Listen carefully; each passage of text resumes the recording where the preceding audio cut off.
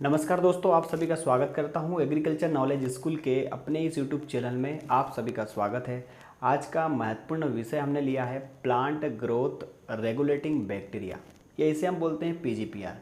वर्तमान में हम देखें तो पेस्टिसाइड्स का यूज़ लगातार किसानों के द्वारा बढ़ रहा है, या हमारी खेती में हम देखें तो लगातार बढ़ता जा रहा है। और लगातार जब हम केमिकल्स का यूज़ करते हैं तो प्लांट की जो जड़ें होती हैं, पौधे की जड़ें होती हैं, उसके आसपास के जितने भी बैक्टीरिया होते हैं, आवश्यक बैक्टीरिया, वो नष्ट हो जाते हैं। कौन कौन से बैक्टीरिया हो सकते हैं? तो जो जड़ के आसपास, जैसे हम राइजोफियर कहते हैं या राइजोस्फियर्स कहते हैं, उसमें बहुत सारे बैक्टीरिया होते हैं। जैसे स्यूडोमोनास है, हमारा राइजोबियम है, क्लोस्ट्रीडियम है, इसके साथ आपके एजोस्पेरिलम है, या और बेसिलस हैं, बेसिलस मेगाथेरियम्स हैं। इतने बैक्टीरिया या असंख्य बैक्टीरिया मेरे पास, अगर लिस्ट आप देखोगे तो इतने सारे बैक्टीरिया हैं जो रूट के आसपास होते हैं, और हम पेस्टिसाइड का उपयोग करके उन्हें नष्ट कर देते हैं। तो अगर हम पीजीपीआर की बात करें तो पीजीपीआर बायो फर्टिलाइजर्स भी है और इनके कई उपयोग हैं। पीजीपीआर का उपयोग जो पहले हैं सबसे ज़्यादा, ये तो रूट की जो इलांगेशन है, रूट को ज़्यादा से ज़्यादा ये बढ़ाने का काम करते हैं। कई प्रकार के एंजाइम्स भी ये क्रिएट करते हैं, जैसे आपका नाइट्रोजिनस एंजाइम है। अगर मैग्नीज को घोलना है तो मैग्नीज एंजाइम है, मैग्नीज को घोलने वाले एंजाइम्स हैं। इसके साथ ये फंगस को कंट्रोल करने का भी कार्य करते हैं। जैसे रूट हेयर में कोई भी फंगस है, जैसे पाइटोथोराई, पीथियम, तो सीडोनामस के जो फंजे हैं, सीडोमोनास बैक्टीरिया है, बेसिलस बैक्टीरिया है, ये हमारे जो हार्मफुल फंजाई से उनको भी नष्ट करते हैं। साथ में और कौन कौन से ऐसे बैक्टीरिया हैं जो लाभदायक है? जैसे राइजोबियम हम बात करते हैं, एजोटोबैक्टर बात करते हैं, क्लॉस्ट्रिडियम बात करते हैं, तो 3 ऐसे बैक्टीरिया है।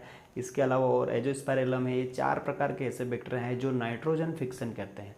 मतलब वायुमंडल की जो नाइट्रोजन है, उस वायुमंडल की नाइट्रोजन को पौधे को अवेलेबल करवाते हैं, और पौधे को अवेलेबल करवाने से यह पौधे में नाइट्रोजन की उपलब्धता को बढ़ाते हैं। इनमें से अगर हम राइजोबियम की बात करें तो ये पौधों की जड़ों में ही पाए जाते हैं, जिनको रूट नोडल्स कहते हैं। ये सिम्बायोटिकली फॉर्म में रहते हैं। लेकिन अगर हम क्लॉस्ट्रिडियम की बात करें और अगर हम एजिटोबैक्टर की बात करें तो ये नॉन सिम्बायोटिक नेचर में काम करते हैं।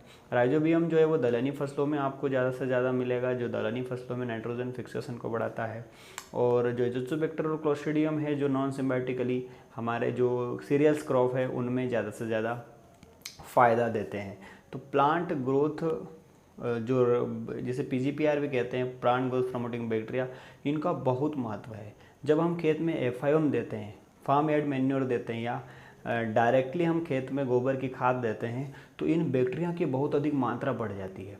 जब भी हम गोबर की खाद देते हैं, इन बैक्टीरिया की मात्रा बढ़ती जाती है, जिससे क्या होता है कि नेचुरली ही प्लांट को एक आइडियल स्टेज मिल जाती है ग्रोथ करने के लिए। फिर हमें केमिकल नहीं देना पड़ता है। लेकिन अभी हम 100% केमिकल निर्भर है, चाहे वो नाइट्रोजन हो, चाहे वो फास्फोरस हो, चाहे पोटास हो, कैल्शियम हो, मैग्नीशियम हो, सल्फर हो, या माइक्रोन्यूट्रिएंट्स में हो, हमारे सभी को हमें नेचुरली नहीं देकर इनडायरेक्टली हमें मार्केट से ही लेकर देना पड़ रहा है। क्योंकि हमारे बैक्टीरिया की कमी होने की वजह से, जो ये जितने बैक्टीरिया मैं आपको गिना रहा हूँ, ये असंख्य बैक्टीरिया हैं, इतने बैक्टीरिया हैं। अगर इनको हम फर्टिलाइज़र्स, जो बायो फर्टिलाइज़र्स के बारे में बात करें, राइजोस्फीयर को मेंटेन करें। राइजोस्फीयर का मतलब ये है कि रूट के आसपास की जो कुछ एरिया होता है, 50 सेंटीमीटर का, उस एरिया में अत्यंत बैक्टीरिया पाए जाते हैं। और जितने भी आप मार्केट में देखते हो, चाहे वो स्यूडोमोनास फ्लोरेसेंस है, बेसिलस मिल रहा है, ये सब इन्हीं रूट जोन से निकलते हैं। तो आज हमें पीजीपीआर की उपलब्धता को समझना पड़ेगा, क्योंकि पीजीपीआर ये मान लीजिए कि पौधे की पूरी सुरक्षा है, पौधे की जान है। अगर उसको फंजाई से बचाने हैं तो पीजीपीआर काम देंगे।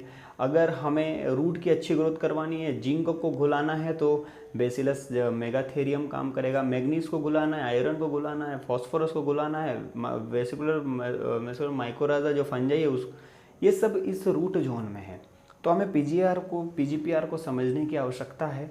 और पीजीपीआर को इम्पोर्टेंस हम तब देंगे जब खेत में हम ज़्यादा से ज़्यादा ऑर्गेनिक मैटर, मतलब गोबर की खाद पहुँचाएंगे।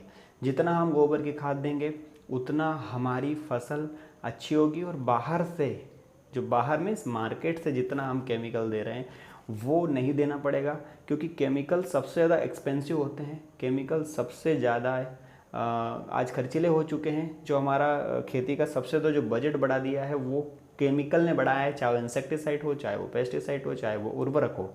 तो इन सब को रोकने के लिए हमें पीजीपीआर का उपयोग करना चाहिए और पीजीआर की ओर आगे आना चाहिए। जय हिंद, जय भारत। वीडियो पसंद आया तो ज़रूर लाइक करें, शेयर करें, कमेंट्स करें। Thank you very much. जय हिंद, जय भारत, जय किसान।